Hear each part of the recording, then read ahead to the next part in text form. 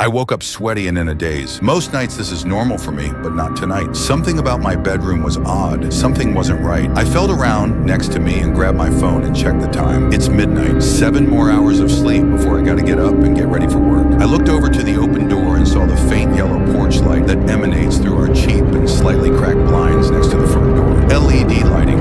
I dropped my phone back to its place and laid my head back down, letting out a heavy sigh and turning to my wife, who's sleeping soundly next to me, her back facing me. I gently run my fingers down her spine for comfort and try to get my sleep going once more. I woke up sweaty and in a daze again. I felt a cough coming in and did my best to suppress it so as to not wake up my wife, but the dryness of my throat made it difficult. I stood and walked through the open door and into the kitchen. I didn't bother to turn on any of the lights, as the porch lights were enough to illuminate my way. Our apartment was small, only 2 bedrooms and 1 bath big, and without having any children of our own, it was easy to navigate with my adjusted eyes. LED lighting. I grabbed a cup from the cabinet and poured myself some water. As I poured and listened to the sound of my cup being filled, I suddenly realized that the entire apartment was quiet. I stopped pouring and looked over to the window next to the front door. The light still penetrated through, but a sense of suspicion all but forced me to take a peek through the blinds. I walked over and lifted a single blind. It was foggy. The cars normally parked out in front were invisible, and I couldn't make out a single thing except for some black asphalt maybe 10 feet ahead. This fog was dense and looked stained from the porch's light. I let the single blind drop back to its place and turned to the kitchen again. I took 2 steps when I saw a part of the light that shone on the floor be disturbed. Something ran past, something I didn't see or notice earlier. A single black line now broke the even light, and it was clearly standing still now. I turned again, and with my adrenaline now running, I slowly but shakily checked the doorknob and top lock,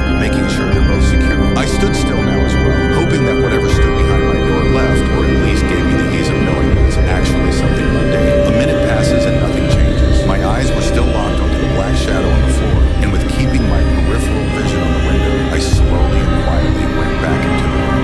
At this point, I had so much fear of breaking eye contact with the shadow, but I didn't know what to do. I sat on the edge of my bed that gave me a perfect view of the shadow on the floor, and used my left hand to reach over and feel for my wife. Thankfully, she's still asleep. I sat and watched for a long time. I don't actually know how much time had passed, but it was enough to tire me. My eyes were burning, and each blink reminded me that I wasn't going to last much longer like this. Blink, yawn, blink. I woke up sweaty and dazed. I immediately threw myself to my feet and looked around. My heart was beating fast and saw that the shadow on the floor was gone. I looked over to my wife, and there she was, still asleep, peaceful and beautiful.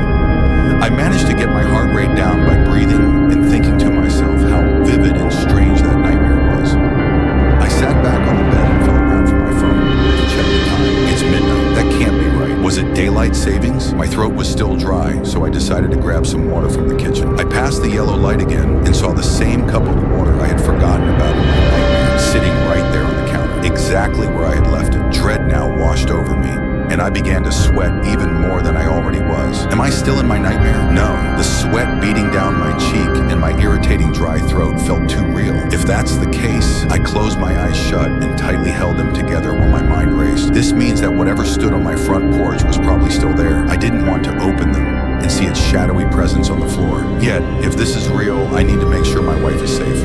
I took a deep breath in and opened them. No shadow. I let my breath go and made my way back to the bedroom. I crawled onto bed and shook my wife's shoulder and whispered her name. She didn't respond. She had always been a heavy sleeper, so it was going to take a little more than that. But I also didn't want to scare her awake either. On my second attempt, I heard knocking. It was faint but clear. I felt my heart drop and I closed my eyes again, leaving my hand hovering over my wife. Then it spoke. "Hello? Is anyone home?" The voice was feminine. It spoke with emotion, like a scared person asking if the kill